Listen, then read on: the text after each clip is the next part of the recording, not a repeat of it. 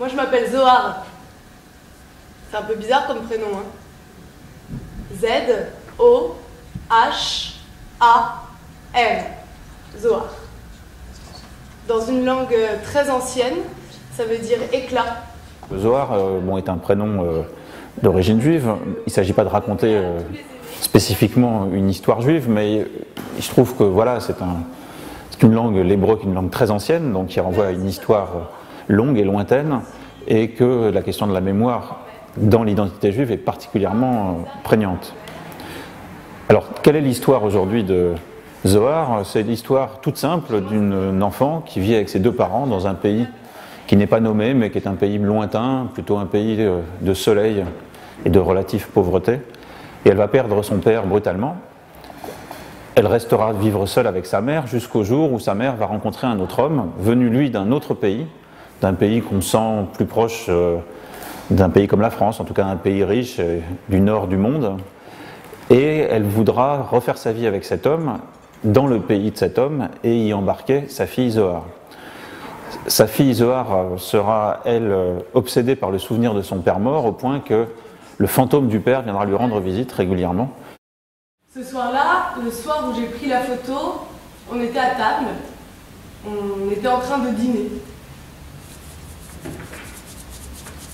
Je voulais parler de la question de la mémoire, mais surtout de la question de l'oubli, puisque la mémoire est quelque chose qui est très valorisé aujourd'hui. On parle beaucoup du devoir de mémoire, et dans ma vie, je sentais que j'avais souvent plus intérêt à oublier qu'à me souvenir de tout. Voilà, je voulais raconter cette nécessité d'oublier.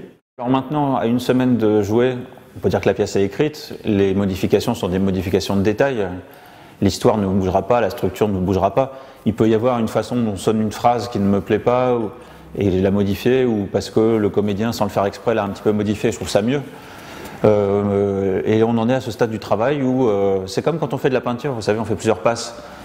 Et ben voilà, on passe des couches et des couches et des couches jusqu'à ce que la laque soit belle.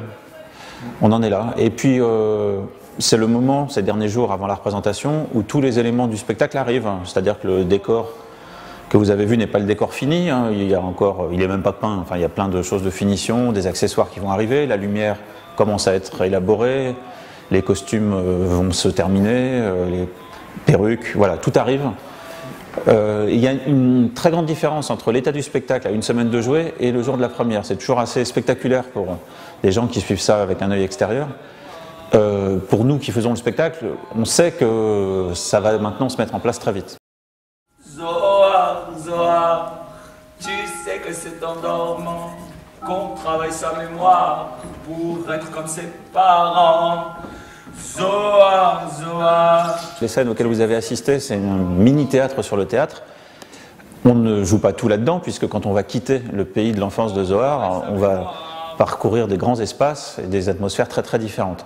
Mais je voulais que, et là encore une fois, cette petite maison de poupée n'est pas du tout achevée, que ça rappelle quelque chose justement du jouet et de l'univers forcément enchanté de l'enfance quand on s'en souvient, même si l'enfance a été épouvantable. J'aime bien que la dimension initiatique passe par le voyage et que ce ne soit pas qu'un voyage intérieur. Je pense que c'est important de voir du pays, littéralement, et c'est ce qui va arriver à Zohar. Je dirais que c'est un spectacle pour adultes à partir de 9 ans.